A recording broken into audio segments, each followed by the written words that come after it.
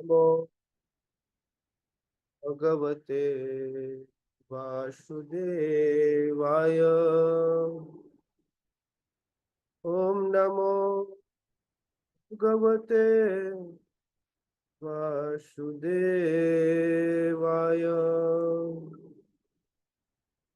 नारायणं नमस्कृत्य नरं चैव नरोत्तमं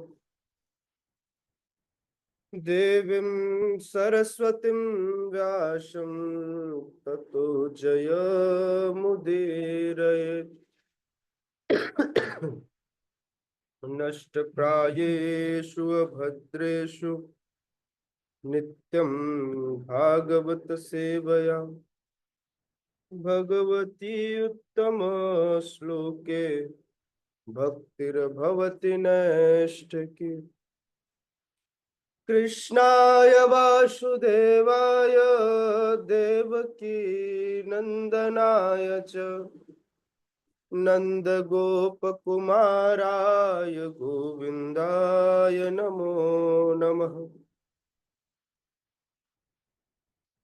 ॐ अज्ञानतिमिरन्धस्य ज्ञानञ्जनशलाकया चक्षुरुन्मीलितं येन तस्मै श्रीगुरवे नमः। श्रीचैतन्यमनोभीष्टं स्थापितं येन भूतले स्वयं रूपः कदा मह्यं ददाति स्वपदान्तिकम्। वन्देऽहं श्रीगुरोः श्रीयुतपदकमलं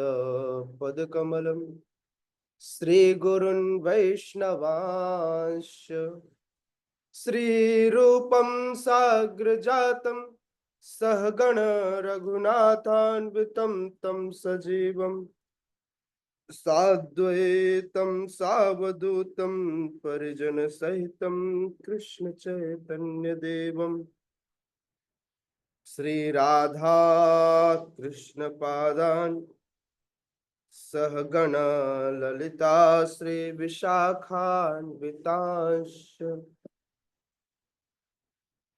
नमो विष्णुपादाय कृष्ण पृष्ठाय भूतले श्रीमते भक्ति वेदांत स्वामी निति नामिने। नमस्ते सारस्वती देवे गौरवाणी प्रचारिणे निर्विशेष शून्यवादी पाश्चात्य देश तारिणे। हे कृष्ण करुणा सिंधु दीनबंधो जगतपते गोपेश गोपिका कांत राधा कांत नमोस्तुते। तप्त कांचन गौरांगी राधे वृंदावनेश्वरी वृषभानुसुते देवी प्रणमामि हरे प्रिये। वाञ्छाकल्पतरुभ्यश्च कृपा सिन्धुभ्यैव च पतितानां पावनेभ्यो वैष्णवेभ्यो नमो नमः। जय श्री कृष्ण चैतन्य प्रभु नित्यानंद श्री अद्वैत गदाधर शिवासादि गौर भक्त वृंद। हरे कृष्णा कृष्णा कृष्णा हरे हरे हरे राम राम राम हरे हरे। हरे कृष्णा। स्वागत है आप सभी का श्रीमद् भगवद गीता के सुबह के सत्र में। हम सभी अध्ययन कर रहे हैं भगवद वाणी भगवद गीता अध्याय 8। इस अध्याय का शीर्षक है भगवत प्राप्ति। अंतिम सत्र में हमने श्लोक क्रमांक 24 तक का अध्ययन किया था और भगवान बता रहे थे कि जो व्यक्ति परम ज्ञाता है जो व्यक्ति परम सिद्ध हैं, ऐसे लोग अपने जीवन को एक विशेष तिथि, विशेष स्थान पर छोड़ते हैं, लेकिन ऐसे बड़े विरले होते हैं, है ना। और अगर कोई ऐसे समय पर अपना प्राण छोड़े, तो प्राण छोड़ने मात्र से सही समय पर सही मुहूर्त पर उसे परम ब्रह्म अर्थात ब्रह्म ज्योति की प्राप्ति होती है। ब्रह्म ज्योति की ही, भगवान की नहीं, ब्रह्म ज्योति की, है ना। यह तथ्य समझना होगा कि ब्रह्म ज्योति, उसके बाद भी उसे भक्ति करके भगवत धाम जाना है, यदि गोलोक वृंदावन जाना है तो उसे भक्ति करनी ही होगी। हाँ, लेकिन आध्यात्मिक जगत वह पहुंच जाता है। आइए, इसके आगे भगवान क्या कहते हैं, हम श्रवण करते हैं।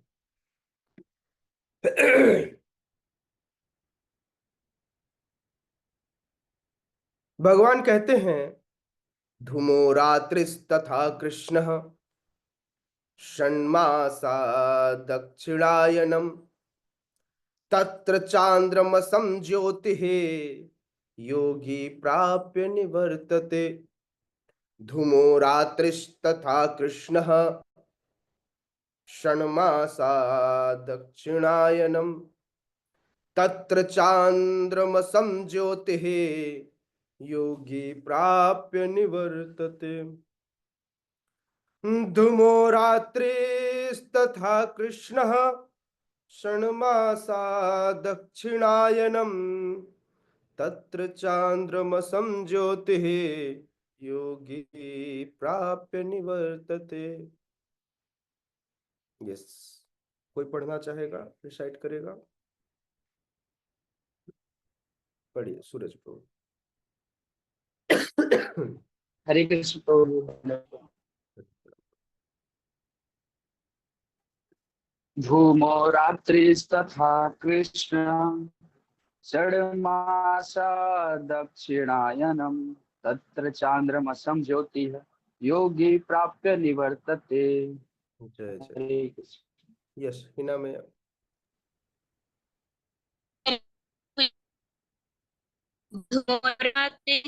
कृष्ण षण्मासा दक्षिणायनं तत्र चन्द्रमसं ज्योतिः योगी प्राप्य वर्तते। यस, विशाल प्रभु। हरे कृष्ण प्रभु जी, धन्यवाद, प्रणाम। धूमो रात्रिस्तथा कृष्ण षण्मासा दक्षिणायनम तत्र चंद्रमनस ज्योति योगी प्राप्य निवर्तते। यस, आशिता में। हरे कृष्ण प्रभु जी, दंडवत प्रणाम। धूमो रात्रि कृष्ण षण्मासा दक्षिणायनम तत्र चांद्रमसं ज्योतिर्योगी प्राप्य निवर्तते। हरे कृष्ण। शब्दार्थ, अनुवाद एवं तात्पर्य। हिज डिवाइन ग्रेस अभय चरणारविंद भक्ति वेदांत स्वामी श्रील प्रभुपाद के द्वारा जगत गुरु श्रील प्रभुपाद की जय।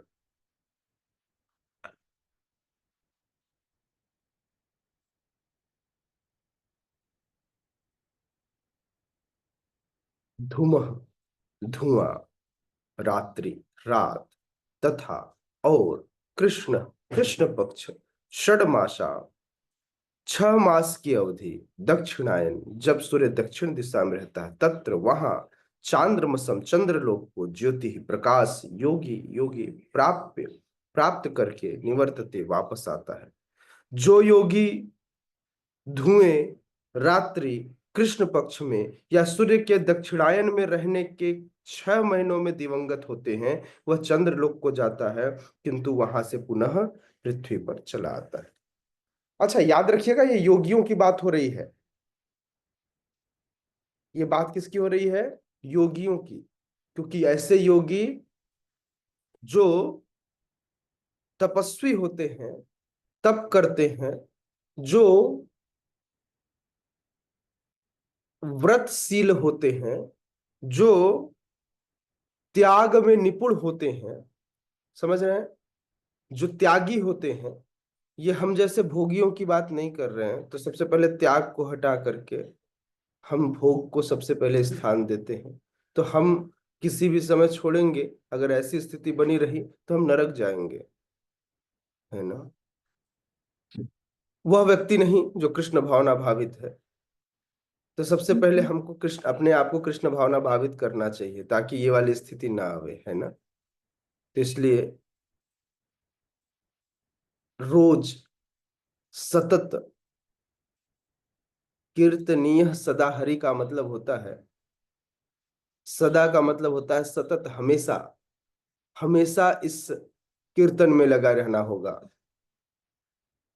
भगवत गीता, श्रीमद् भागवतम जैसे शास्त्रों का अध्ययन, श्रवण और हरिनाम संकीर्तन यह सतत रूप से करना होगा, है ना। यह आवश्यकता है इस समय की, नहीं तो हम कहीं भी जा सकते हैं। योगी जन, योगी जन योगी जन यदि उत्तरायण में, उत्तरायण के शुक्ल पक्ष के दिन के शुभ लक्षण में, प्रकाश में जब अपना शरीर छोड़ते हैं तो वे ब्रह्म ज्योति तक पहुंचते हैं। लेकिन मान लीजिए कुछ योगी जन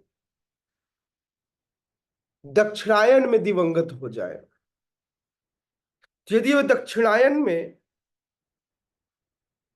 शुक्ल पक्ष में न छोड़कर कृष्ण पक्ष में रात्रि के समय अगर वो प्राण छोड़ते हैं तो वे चंद्रलोक तक ही जाते हैं। यह चंद्रलोक इसी भौतिक जगत में है। ब्रह्म ज्योति से वापसी तो नहीं होती, लेकिन चंद्रलोक से वापसी होती है, क्योंकि चंद्रलोक इसी भौतिक जगत में, वह भी मृत्यु जगत ही कहलाती है, वह भी मृत्यु जगत ही है ना। वहां पर भी जन्म मृत्यु होता है। तो चंद्रलोक तक जाते हैं और चंद्रलोक से वापस उसे पृथ्वी पर आना होता है, फिर से अपनी योग सिद्धियां हासिल करनी होती हैं, फिर से आगे बढ़ना होता है। तो इस प्रकार से श्रीमद् भागवतम के तृतीय स्कंद में श्रीला प्रभुपाद बताते हैं कि कपिल मुनि उल्लेख कर रहे हैं कि जो लोग कर्म कांड तथा यज्ञ कांड में निपुण होते हैं वे उच्च लोकों को, विशेषकर चंद्रलोक को प्राप्त होते हैं। देवताओं के गणना के अनुसार वे वहां 10,000 वर्षों तक निवास करते हैं। 10,000 वर्षों तक, 10,000 वर्षों तक मतलब कितना हो गया?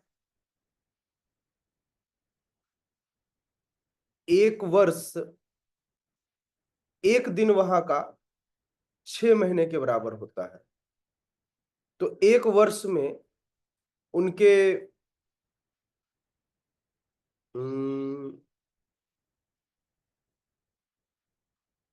एक लगभग 180 वर्ष, तो 10,000 वर्ष को 180 से मल्टीप्लाई कर दीजिए, इतने वर्षों तक वे वहां निवास करते हैं। हाँ, 180, 1 2 3 4, 18 लाख वर्षों तक, पृथ्वी के अनुसार 18 लाख वर्षों तक वे चंद्रलोक में वास करते हैं।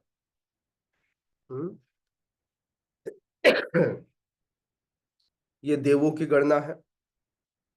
तो देवताओं में की गणना के अनुसार पृथ्वी का 6 महीना वहां के एक दिन के बराबर होता है। इस प्रकार से वहां का 2 दिन, वहां का 2 दिन यहाँ के 1 साल के बराबर। इस प्रकार वहां का 1 साल मतलब 360 दिन 180 वर्ष के बराबर। तो इसलिए 180 वर्ष को, है ना, इस प्रकार से आप मल्टीप्लाई करेंगे तो आपको समझ में आएगा कि वहां का 1 वर्ष यहाँ का 180 वर्ष है। तो इस प्रकार 10,000 वर्ष को मल्टीप्लाई कर दो 180 से, तो आपको टोटल आ जाएगा 18 लाख वर्षों तक एक योगी जाकर चंद्रलोक में निवास करता है। इससे एक बात समझ में आती है कि पृथ्वी पर रहने वाले मनुष्यों की सेंसेस की अपेक्षा, इंद्रियों की अपेक्षा उच्च लोक में जो निवास करते हैं उनकी इंद्रियां उनकी इंद्रियां यहां से उच्च श्रेणी की हैं। उनका जीवन भी उच्च श्रेणी का है, वे खाते भी उच्च श्रेणी के हैं, उनका खाद्य पदार्थ भी उच्च श्रेणी का है, वहां वेस्ट मटेरियल कम है ना। तो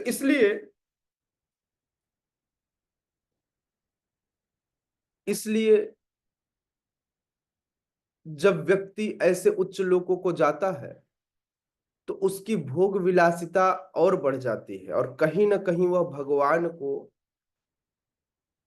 भगवान को और भूल जाता है।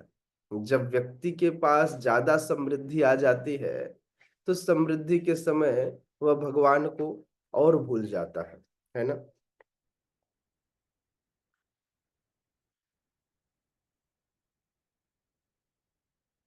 लोगों को लगता है कि वे चंद्रलोक तक पहुंच गए। शिला प्रभुपाद यहां एक बात का वर्णन कर रहे हैं। शिला प्रभुपाद कहते हैं कि ऐसा इस बात से, जब एक व्यक्ति की उम्र चंद्रलोक में 18 लाख वर्ष हो सकती है, तो इससे एक बात का निर्णय हम लगा सकते हैं कि वहां पर जो मनुष्य हैं, वहां पर जो लोग हैं, वहां पर जो भी जीव है या प्राणी है, वे उच्च श्रेणी के हैं। पृथ्वी के प्राणियों से वहां पर के प्राणियों की श्रेणी उच्च है। वह अलग बात है कि उसे हम अपनी इन आंखों से नहीं देख सकते। जैसे देवतागण भी अगर स्वर्ग से यहाँ आए तो हम कहाँ देख पाते हैं? ऐसा थोड़ी है कि यहाँ पर नहीं आते। क्यों? क्योंकि हमारे पास वो आंखें नहीं है। तो यदि कोई व्यक्ति चंद्रमा पे जा करके चंद्रलोक के प्राणियों को देख पाए, तब तो जाने का मतलब है। अब वहां जाकर के गड्ढा और पत्थर देख कर आए तो फिर चंद्रलोक पे कैसे गया, है ना। तो चंद्रलोक के प्राणियों की जो श्रेणी है वे सारे उच्च श्रेणी के हैं। हम पृथ्वी पर रहने वाले अपने स्थूल इंद्रियों से उन्हें नहीं देख सकते, क्योंकि हमारी श्रेणी, हमारी क्षमता निम्न है कंपैरेटिवली, है ना। शुक्ल कृष्णे गति हेते जगतः शाश्वते मतः एकया यात्यनावृत्ति अन्यया वर्तते पुनः। शुक्ल कृष्णे गति हेते जगतः शाश्वते मते एकया यात्यनावृत्ति अन्यया वर्तते पुनः। शुक्ल कृष्णे गति हेते जगतः शाश्वते मत एकया यात्यनावृत्तिम अन्यया वर्तते पुनः।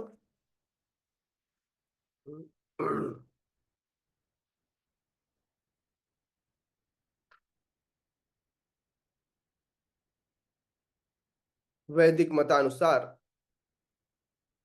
इस संसार से प्रयाण करने के दो मार्ग हैं, एक प्रकाश का और दूसरा अंधकार का। जब मनुष्य प्रकाश के मार्ग से जाता है तो वह वापस नहीं आता, किंतु अंधकार के मार्ग से जाने वाला मनुष्य पुनः लौटकर आता है।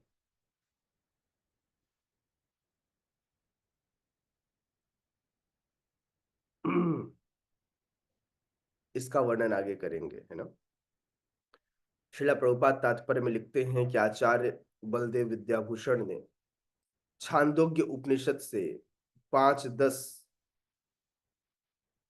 5वें भाग के 10वें अध्याय के तीसरे और 3-4-5 श्लोक में ऐसा विवरण उद्धृत किया है कि जो व्यक्ति अनादिकाल से सकाम कर्म तथा दार्शनिक चिंतन में रहे हैं, वे निरंतर आवागमन करते रहते हैं। अर्थात ऐसा व्यक्ति जो सकाम कर्मी है, जो पुण्य करता है, पुण्य करके उस पुण्य का भोग करता है, जो इस दर्शन पर आगे बढ़ता है, वह व्यक्ति जन्म लेता है, मरता है, पुनः जन्म लेता है, पुनः मरता है। कहाँ? इस मृत्यु जगत में। पृथ्वी की बात नहीं कर रहे हैं, यह पूरे जो भी उच्च लोक और निम्न लोक है, आध्यात्मिक जगत के अलावा, पृथ्वी के अलावा, भू भुवस्व, महरलोक, जनलोक, तपोलोक और सत्यलोक, नीचे अतल, वितल, सुतल, तलातल, महातल, रसातल और पताल, इस प्रकार से जो इन ऊपर और नीचे के लोकों में जो रहते हैं, ये सारे सकाम कर्मी दार्शनिक चिंतन है। वे निरंतर आवागमन करते हैं, ये निरंतर आवागमन करते हैं, मतलब आते जाते रहते हैं, निरंतर ही आते जाते रहते हैं।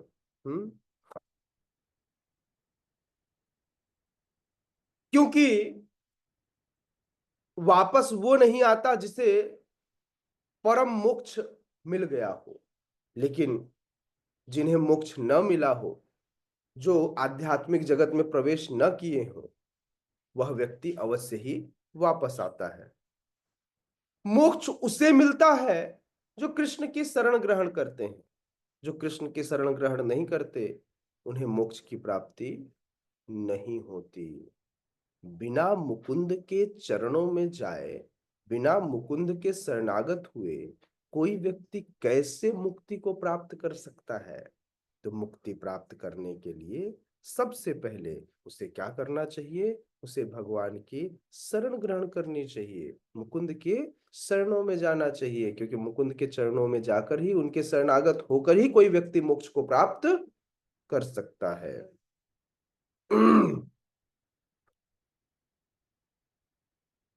नैते श्रिते पार्थ जान,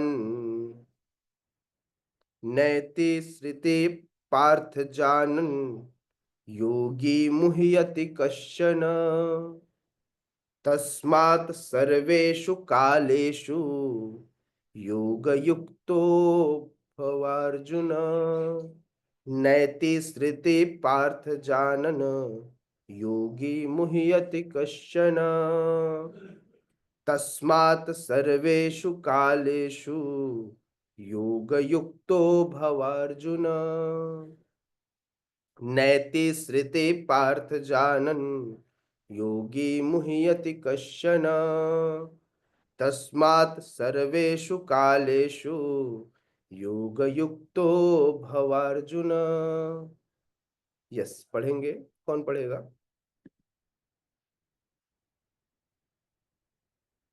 पढ़िए, पढ़िए ही ना माता जी। कृष्ण प्रभु जी। नैते स्थिति पार्थ जानन योगी मुह्यति कश्चन, तस्मात् सर्वेषु कालेषु योगयुक्तो भवार्जुन। कृष्ण प्रभु जी।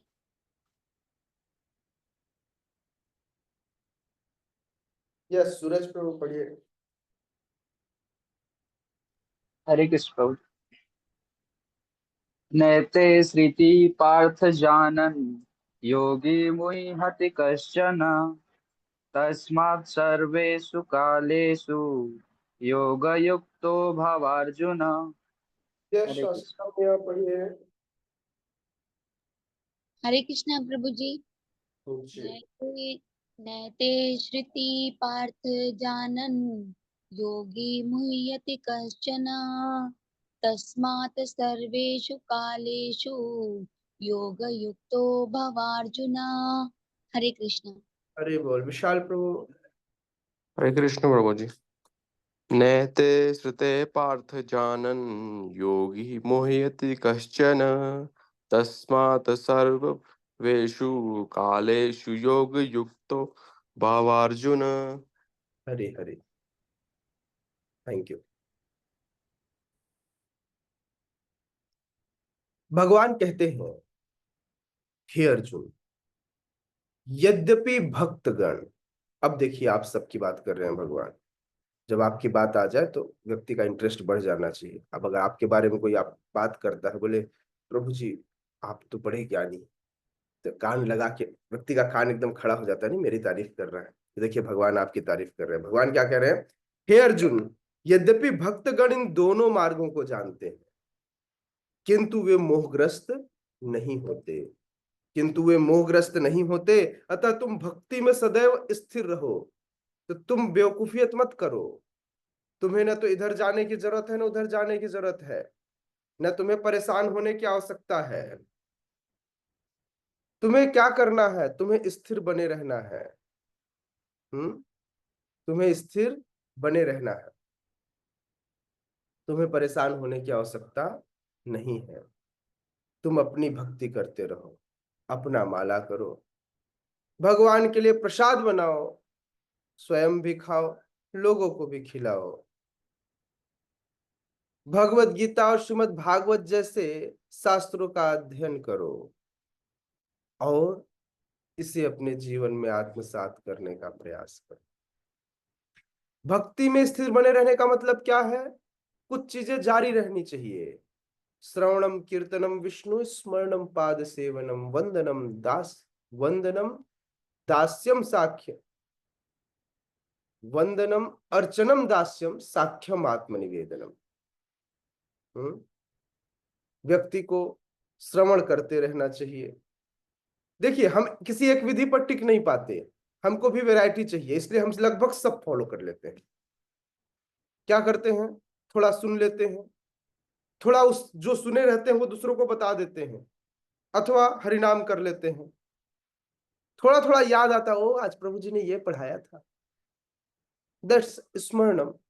अथवा भगवान का अगर कभी दर्शन किए हो तो वो चलचित्र याद आता है। अचानक मोबाइल तो आजकल हाथ में रहता ही है, तो ऐसे स्क्रॉल करते करते शॉर्ट्स में कभी कहीं के विग्रह, कभी कहीं के तो स्मरण हो जाता है। वो अलग बात है कि हम शॉर्ट्स में भगवान को छोड़ बाकी सब कुछ देखते हैं, है ना। पाद सेवनम, चरण कमलों की सेवा। तो रात्रि के समय अपने अपने गोपाल जी को आप सुलाते होंगे, तो थोड़ी पाद सेवन भी कर लेते हैं, चरण दबा लेते हैं, वंदना करते हैं, हाथ जोड़कर प्रार्थना करते हैं। अर्चन, अलग अलग धूप दीप आदि दिखाते हैं। दास्यम, दास भाव से भगवान की आज्ञा का पालन करने का प्रयास भी करते हैं। मैं ये नहीं कह रहा हूं नहीं करते। कई बार कुछ लोग नाराज हो जाते हैं, तो ये जो साख्यम भाव है, ये थोड़ा समय लगेगा। भगवान को सखा तुरंत मत बनाइएगा। अर्जुन वाला स्टेज लाना इतना आसान नहीं। पता चला सखा बना के लगे गाली देने। हाँ, मैं बता रहा था भक्तों को कि जब जगन्नाथ जी को रथ यात्रा के लिए गर्भगृह से बाहर लाया जाता है, तो कई बार जगन्नाथ जी खूब हिलते हैं, खूब। तो चलते हैं, लेकिन कई बार ऐसी स्थिति आ जाती है कि जगन्नाथ जी चलते ही नहीं है। तो पहले प्रेम से मनाते हैं। ये सबर, ये उस समय पुजारी सेवा में सबर परिवार के लोग, विश्ववसु के परिवार के लोग होते हैं, वो लोग पहले मनाते हैं जगन्नाथ जी को। अगर जगन्नाथ जी नहीं माने तो फिर उनको खूब गालियां देते हैं। तेरी, मतलब सब माँ बहन की गाली एक साथ भगवान को। तो वो उनका संबंध है, आपका संबंध नहीं है। मतलब इतनी गाली, कृष्णा बोलते भाई अब ज्यादा हो रहा है, लोग कंफ्यूज हो जाएंगे। तो फिर भगवान तुरंत चलने लगते हैं। कई बार उनको गाली ही चाहिए होता है, बिना गाली के नहीं चलते। समझ में आ रहा है? तो गालियां भी देते हैं भगवान को, लेकिन वो उनका संबंध है, आपका नहीं। अगर आप दोगे तो नरक में जाओगे। इसलिए अननेसेसरी दिखावटी सखा मत बनिएगा। पहले वो पोजीशन मिलने दीजिए। मुझे नहीं पता कि हर व्यक्ति की अपनी अपनी क्या क्या पोजीशन है, तो अपने अपने अपने अपने स्थिति को व्यक्ति को समझना चाहिए और उसके अनुसार ही बिहेव करना चाहिए। समझ में आ रहा है मैं क्या कह रहा हूं? श्रीला प्रभुपाद कहते हैं कि भगवान अर्जुन को कह रहे हैं, अर्जुन तुम भक्ति में स्थिर बने रहो। तो हम कैसे भक्ति में स्थिर बने रहेंगे? श्रीला प्रभुपाद ने हमें 4 नियम दिए हैं। 4 नियमों का पालन करने का प्रयास करते रहना है। 16 माला करते रहनी है। केवल भगवान का प्रसाद ही पाना है। हमें ग्रंथों का अध्ययन करते रहना है, मतलब शिला प्रभुपाद की किताबें पढ़ते रहनी, क्योंकि शिला प्रभुपाद का संग चाहिए तभी तो आप प्योरिटी आएगी। एसोसिएशन एसोसिएशन शिला प्रभुपाद का चाहिए तो शिला प्रभुपाद की किताबें पढ़नी पड़ेंगी। और भक्तों के, ऐसे भक्त जो शिला प्रभुपाद का एसोसिएशन करने, ऐसे भक्तों का ही संग करना है, किसी का भी संग नहीं करना है। बहुत प्रॉपर वे में चैंटिंग करनी है ना। तो फिर से ABCD ही फॉलो करना है। क्या करना है? Association, book reading, chanting and diet and dance. Proper diet, कौन सी डाइट? कृष्ण प्रसाद। और डांस, नृत्य भी करना है जब भगवान का कीर्तन चले तो। नृत्य के लिए जरूरी नहीं है कि सबके तरह एकदम बोले प्रभु जी मेरा कमर। नृत्य का मतलब होता है वहां से जाके हाथ और पैर हिलाना, उसे नृत्य कहते हैं। नृत्य मतलब ऐसे नहीं कि प्रभु जी मैंने तो आज क्या नहीं पहनी, घाघरा नहीं पहनी तो मैं नृत्य करूंगी, तो भाई गोल गोल कैसे बनेगा, आज तो मैं नृत्य वाले ड्रेस में नहीं। नृत्य करने का मतलब भगवान के सामने हाथ उठाना और पैर को आगे और पीछे हिलाना, दैट्स नृत्य, है ना।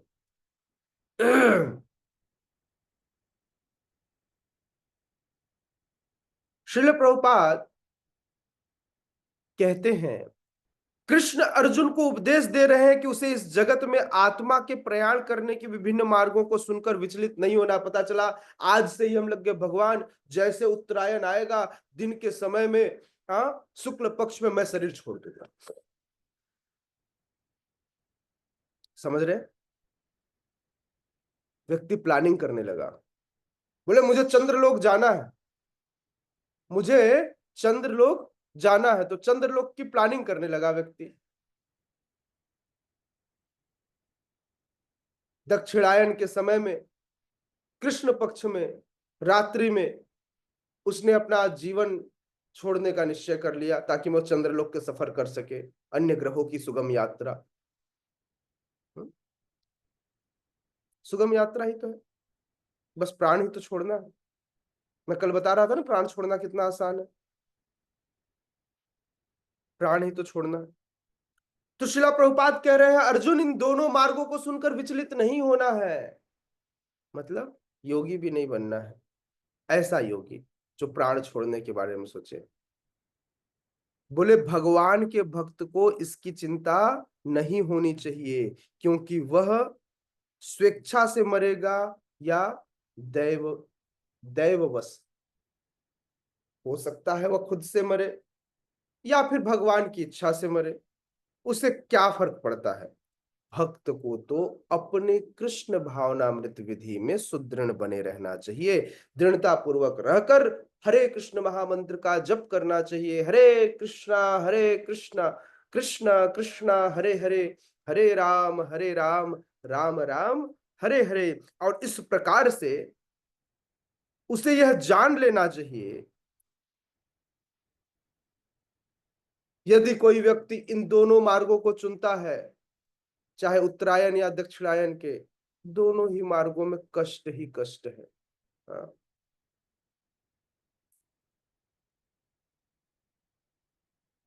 सबसे सर्वोत्तम विधि है, मैं कल एक वीडियो देख रहा था जिसमें भक्ति वेदांत हॉस्पिटल में एक भक्त एडमिट था और सारे नर्स डॉक्टर और भक्त लोग मिलकर कीर्तन कर रहे थे, मरणासन भक्त भी नाच रहा था, मतलब अपने बिस्तर पे ही हाथ हिला रहा था। तो सोचिए मरने का भी एंजॉयमेंट। अगर हम ऐसा करेंगे तो हमारे चारों तरफ भक्त होंगे, वे कीर्तन कर रहे होंगे, ऐसे कीर्तन के माहौल में हम अपना शरीर छोड़ पाएंगे, सौभाग्य है। ऐसी वाली मृत्यु चाहिए ना। और जैसे ही शरीर छोड़े तो लोग रोए ना, रे मेरी माँ चली गई, मेरे भाई चले गए, मेरे पिता चले गए, बोले हरि बोल। हाँ, क्या होना चाहिए? लोग आनंद मनाए, हरि बोल बोले, ये आनंद का विषय है। कीर्तन के बीच में शरीर छोड़, ये आनंद है। कृष्ण भावनामृत में तल्लीन होने की सर्वोत्तम विधि यह है कि वह भगवान की सेवा में सदैव रत रहे। इससे भगवत धाम का मार्ग स्वतः सुगम, सुनिश्चित तथा सीधा होगा। केवल क्या करना है? लगे रहना है, अपने आप रास्ता बनेगा, भगवान अपने आप व्यवस्था करेंगे, कुछ और करने की आवश्यकता नहीं।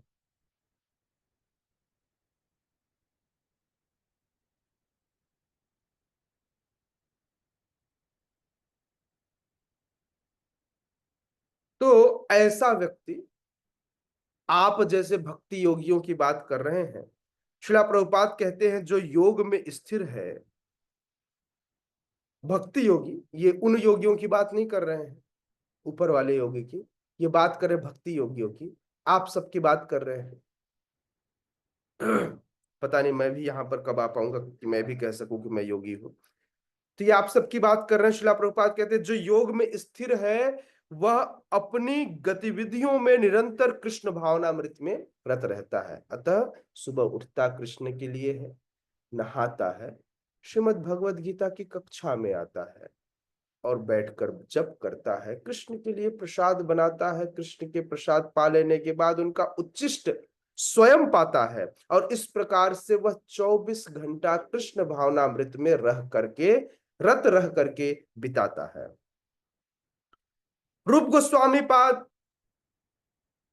उपदेश देते हैं, कहते हैं अनासक्तस्य विषयान यथार्ह मुह पयुंजतः। मनुष्य को सदैव इन सांसारिक चीजों से, सांसारिक कार्यों से अनासक्त रहकर कृष्ण भावनामृत में सब कुछ करना चाहिए। इसका मतलब क्या? कार में बैठकर नहीं जाना चाहिए। इसका मतलब क्या? हमें सांसारिक कार्य मतलब किसी की शादी ब्याह में नहीं जाना चाहिए। इसका मतलब क्या? मुझे घर पे बहुत अच्छी अच्छी चीजें नहीं बनानी चाहिए, मुझे घर को डेकोरेट नहीं करना चाहिए। क्योंकि यहाँ पर रूप गोस्वामी पाद लिख रहे हैं कि अनासक्त से विषयान, विषयों से अनासक्त होना चाहिए। बताइए, प्रश्न है, विषयों से अनासक्त कैसे रहा जाए? कौन बताएगा? विष्णुमाला माता जी बताएंगे। जय जगदम्बे, आपका समय आ गया है मैया, दूसरा दिन है, जाग जाइए। 7 दिन अभी और आपकी पूजा करेंगे। अम्बे तू है जगदम्बे काली। नहीं आएंगी। थोड़ा फूल माला लाओ भाई, अगरबत्ती, फूल माला, नारियल थोड़ा तोड़ो फोड़ो, तब जगदम्बे जागेंगे। विष्णु माला माता जी छोड़ो, चलो।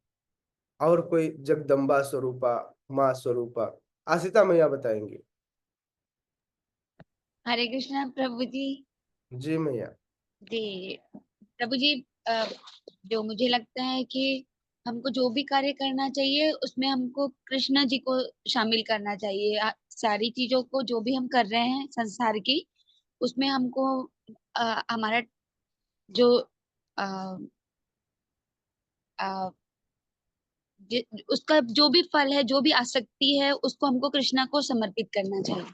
मान लीजिए मैं खूब मुर्गा काट के आऊं, मुर्गे काटने का फल मैं कृष्णा को दे आऊं तो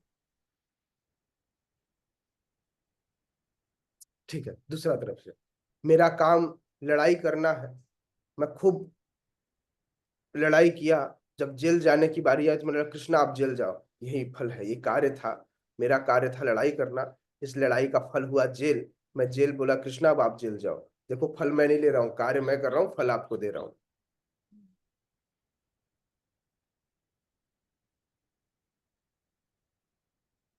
फिर नहीं पता प्रभु जी। अरे भैया, नहीं नहीं, आपने बिल्कुल सही उत्तर दिया। मैं आपके उत्तर को, मैं तो जस्ट एक अपना पॉइंट रख रहा था, है ना। जैसा आसिता मैया ने कहा वैसा ही करना है। और कोई कुछ कहना चाहेगा? हरे रास- कृष्ण जी। धन्यवाद। रासमई मैया से पहले पूछ लेते हैं, वो हम्म। कुछ कहना चाहेंगे।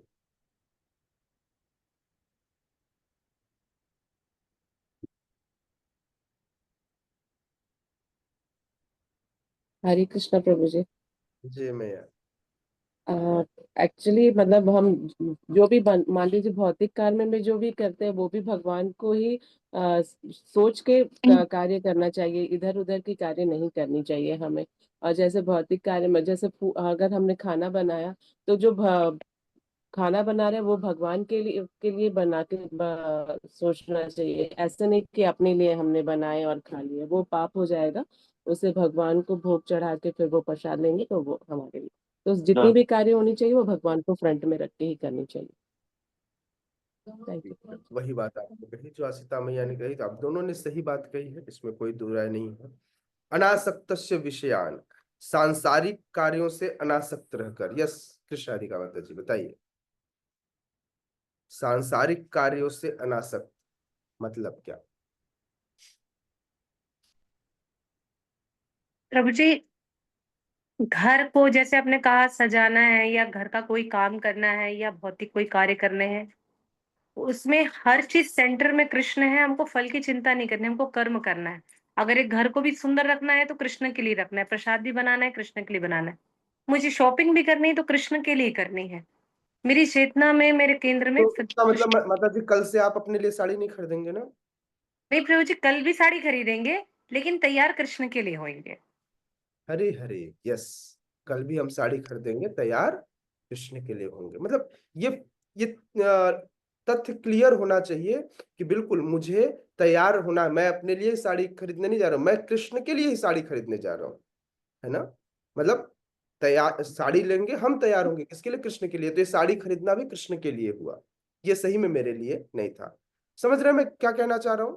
तो इसलिए विषय से अनासक्त होकर, विषय मेरे लिए नहीं था, ये विषय कृष्ण का है ना? तो इसलिए अनासक्त्य विषयान यथार्वमुपयुज्यत, मनुष्य को सांसारिक कार्यों से अनासक्त रहकर कृष्ण भावनामृत में सब कुछ करना चाहिए। मतलब भावनाएं सदैव कृष्ण में स्थिर होनी चाहिए। इस विधि से, इस विधि को कहते हैं क्या? युक्त वैराग्य। समझ रहे हैं? इसको क्या कहते हैं? युक्त वैराग्य। मतलब वैराग्य है, सब कुछ है लेकिन फिर भी वैरागी है। देख करके ऐसा लग रहा है वो सोने की चैन भी पहनता है, वह प्रॉपर तैयार भी होता है, घर धन धान्य से भरा है, लेकिन फिर भी वह पूर्ण वैरागी है। दैट्स, इसे कहते हैं युक्त वैराग्य, है ना?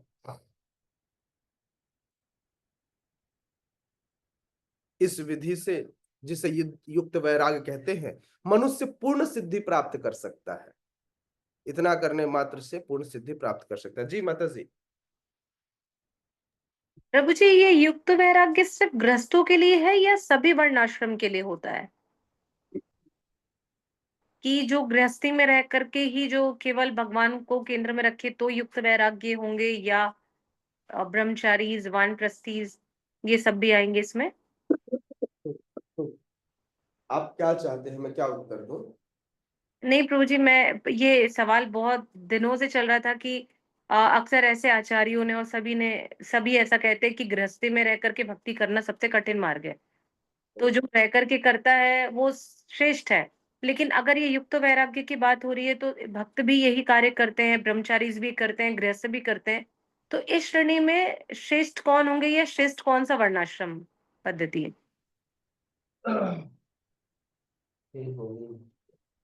बस उत्तर सही दिला देना।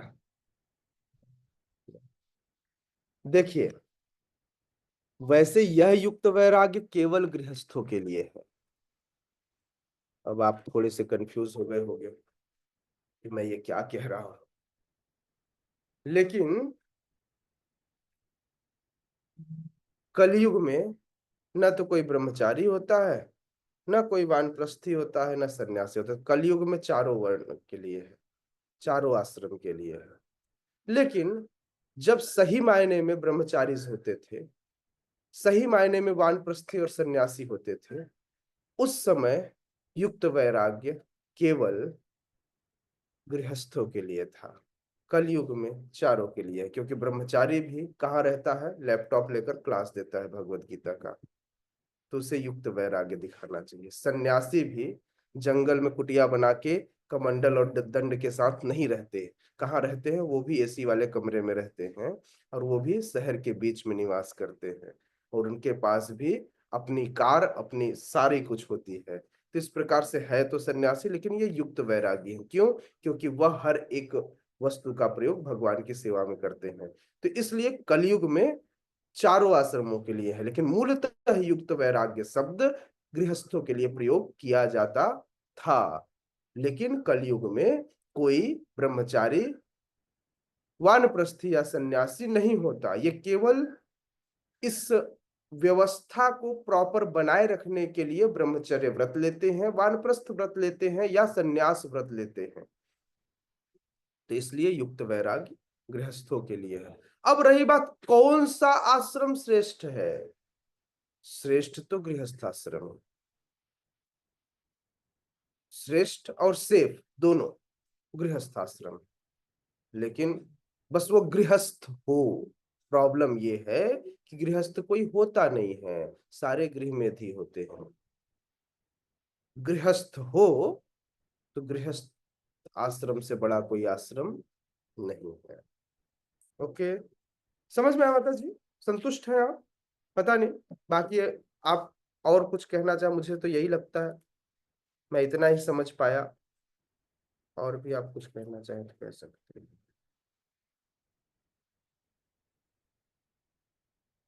ठीक है, ओके।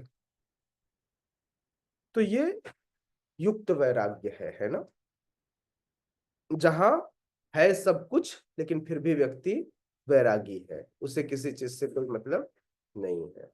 राइट, चलिए आगे बढ़ते हैं।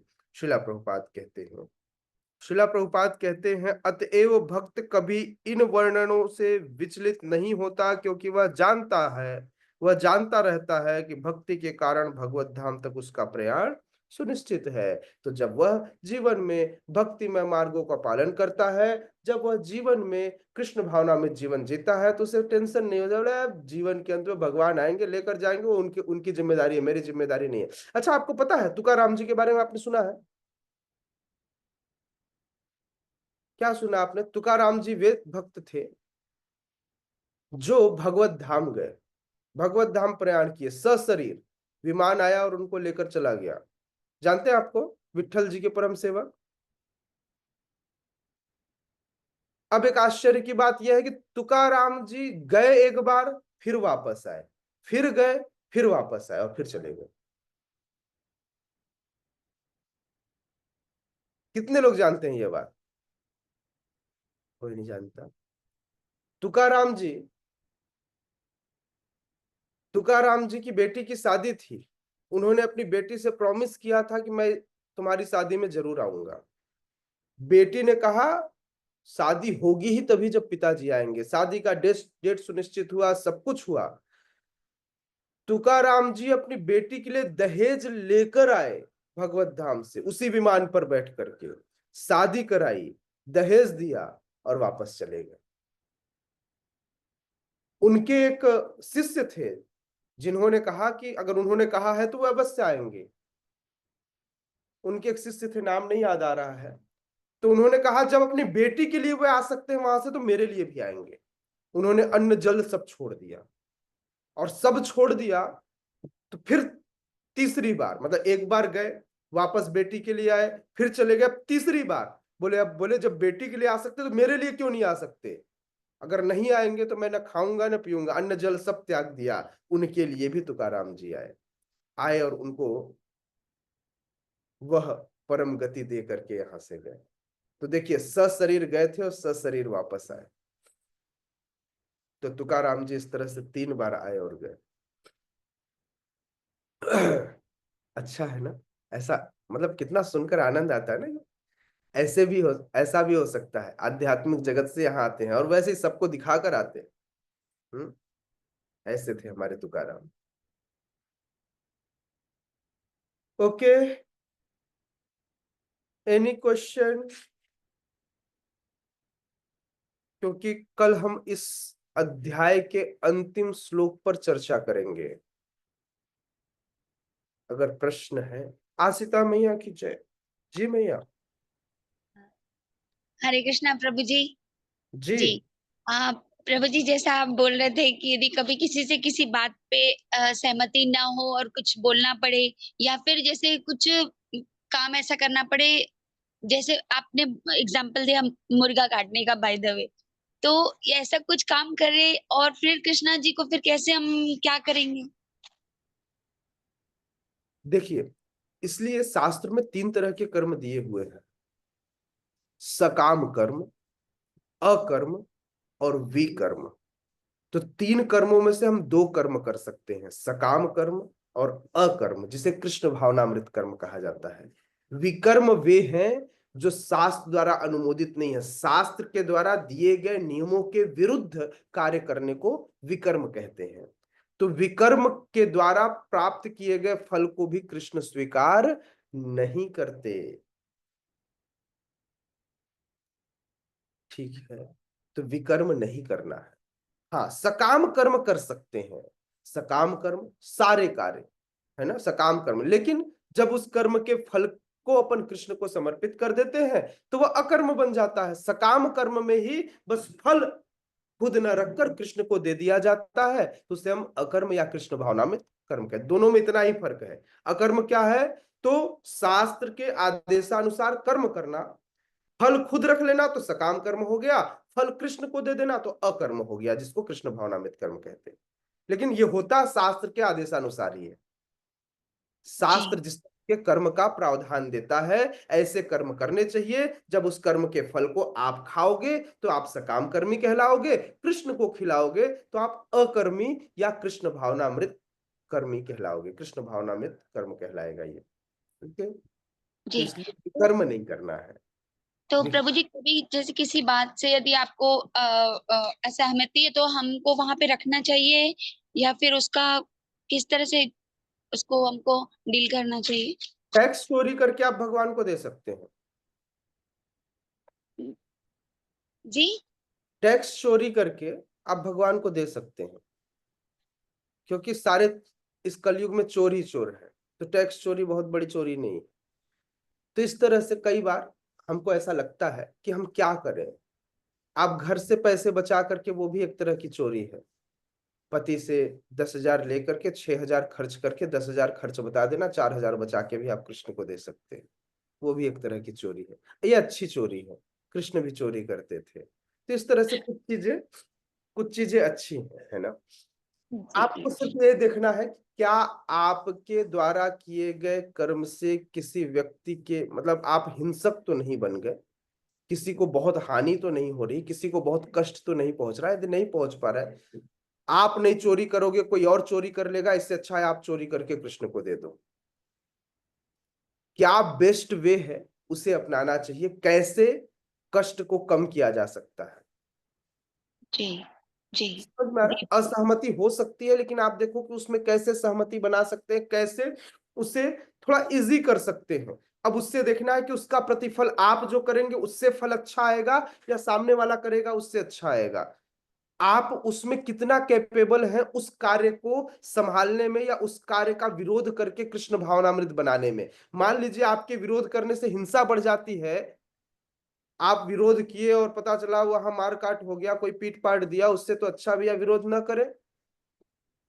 जी तो हमें विरोध उस लेवल तक करनी है जिससे हिंसा ना बढ़े, जिससे हम सुरक्षित बने रहे। ठीक है, और हम ही नहीं, सभी सुरक्षित बने रहे। जी जी प्रभु जी। जी तो हरे कृष्ण, धन्यवाद बाकी प्रभु जी। बाकी फल कृष्णा को चाहिए। यस, जी अंकिता बोला। हरे कृष्ण प्रभु जी।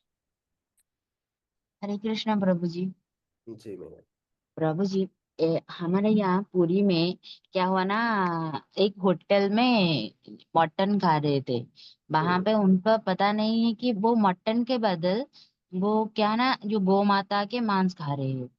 हम्म उनको पता नहीं था। जब पता चली तो वो लोग क्या करे, मुंडन करके वो जो हो सकता है वो करे। वो बोल रहे हैं कि हम अपने अपने धर्म को नष्ट कर रहे हैं, उनको हम्म लगता है। वो हम्म फिर से वो मुंडन करके जो चाहे वो कर रहे हैं, फिर से हम्म वही मटन खा रहे। वो गलत है ना प्रभु जी। वो गौ माता खा रहे तो उन बोल रहे हैं कि हमारा धर्म नष्ट हुआ। उसके बाद फिर से गौ माता को छोड़ के और जैसे छे मतलब क्या गोट को खा रहे हैं, वो तो गलत है ना। बिल्कुल बिल्कुल। यानि कानि च पापानि ब्रह्मत्यादिकानि च तानि तानि प्रणश्यन्ति प्रदक्षिणा पदे पदे। इवन दो तुलसी महारानी की परिक्रमा करने से ब्राह्मण की हत्या का पाप भी खत्म हो जाता है, किंतु हम क्रिश्चियंस नहीं हैं जो जो 6 दिन पाप करें और संडे को जाके माफी मांगे। यदि आपने आज उस पाप का प्रायश्चित कर लिया, मान लीजिए आपने मुंडन करा लिया, चीजें करा लिया, तो मैं ये मान सकता हूं कि हो सकता है आपके पाप खत्म हो जाए। लेकिन पुनः जाकर वही पाप करना, पुनः किसी जीव की हत्या करना, हिंसा करना, यह पाप ही है। और अब यह पाप नहीं है, अब तो यह अपराध है, क्योंकि आपने जानबूझकर खाया, तो इसलिए यह अपराध है। अब रही बात, बिल्कुल हत्या किसी जीव के करे तो उसका फल उन जीवों में श्रेष्ठ गौ की हत्या करे तो थोड़ा ज्यादा दंड दंड मिलना है। किसी भी जीव की हत्या करेंगे तो आपको दंड मिलेगा। हाँ, हो सकता है वो दंड 40 साल का कारावास हो, गौ हत्या करें तो 50 साल का हो, ब्राह्मण की हत्या करें तो 100 साल का हो, लेकिन दंड तो प्राप्त होना है। आपका धर्म गाय न खाना है, अगर आपको लगता है तो आप मूर्ख हो। आपके धर्म में गाय पूजनीय है, लेकिन आपके धर्म में बकरा खाना है, ऐसा कहां है? तो सबसे पहले धर्म को जानना चाहिए। धर्म न तो गाय खाने को कहता, न तो बकरा खाने को कहता, न तो ये कहता कि गाय खाओ, गाय मत खाओ और बकरा खा लो या मुर्गा खा लो। नहीं, ऐसा कुछ नहीं कहता हमारा धर्म। तो सबसे पहले धर्म को जानना चाहिए। ये ढोंग है, मूर्खतावश की गई कार्य है। इस ढोंग से बचना चाहिए और अपने जीवन को सार्थक करना चाहिए। जी प्रभु जी, मैंने बोला कि जो लोग मुंडन कर रहे हैं वो फिर से तो खाएंगे, जरूर खाएंगे, वो तो नहीं रह पाएंगे। वो खा रहे भी, अभी भी खा रहे हैं। मैंने बोला कि तुम ये सब करके आके फिर से तो वही चीज कर रहे हो। वो बोला वो तो हमारे गौ माता है, इसलिए उनको, वो हमारा धर्म के, हम उनको पूजा करनी है, थोड़ी उनको खाना है। मैंने बोला उनको नहीं खाना है तो लेकिन क्यों इनको खाना है? वो हाँ, वो ठीक है, वो जिस एक्चुअली मुसलमानों के ना वो विरुद्ध में होंगे। वो उनके हिसाब से मुसलमानों को कम कर देना चाहिए। तो बकरा मुसलमान होगा इसलिए वो हमारे धर्म का नहीं होगा, शायद बकरा मुसलमान होगा इसलिए उसको खा जाता है ना। जी मुर्गा प्रभु जी। क्रिश्चियन होगा इसलिए मुर्गा खा और जाते हैं। बोल रहे हैं कि जो सोमवार को खाते हैं, मतलब सोमवार को नॉनवेज नहीं खाते लेकिन बुधवार को खाते हैं। मैंने बोला उससे क्या होगा? तुम खाते तो हो, आज किसी को मारोगे, वो बोलेगे हाँ ये गलत किया, वो उस दिन नहीं मारोगे। मैं तो आज नहीं मारा उसको, वो उस दिन मारा था। इससे उसको जो बोला वो तो बस ऐसे चुप हो गया, लेकिन बाद में मैंने बोला ठीक है, तुमको जो ठीक लगे वो कर लो। इतना आसान नहीं है लोगों को समझाना, लोग ऐसे ही हैं, है ना। तो उसके लिए सबसे पहले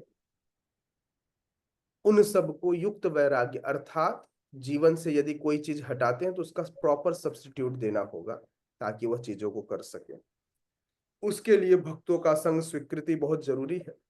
जब ये चीजें होंगी तब वह चीजों को फॉलो कर पाएगा।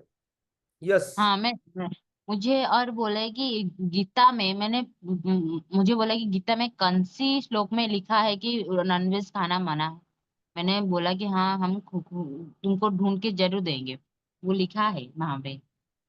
ठीक है, तो अभी हरे अगर कृष्ण आपको प्रभु जी। अगर वह श्लोक चाहिए तो आप जाएंगे, है ना। इसमें दो तरह जी के जी प्रभु जी। इसमें भगवत गीता में यदि आप पढ़ेंगे तो भगवान के अध्याय 16 में दैवी और आसुरी स्वभाव, दो स्वभाव के बारे में बात की गई है। तो जो आसुरी स्वभाव है, जो तामसिक प्रवृत्ति होता है, उसमें यह बात लिखा हुआ है कि व्यक्ति कौन नॉनवेज खाता है ना, और खाने का क्या जी फर्क होता है। ठीक है।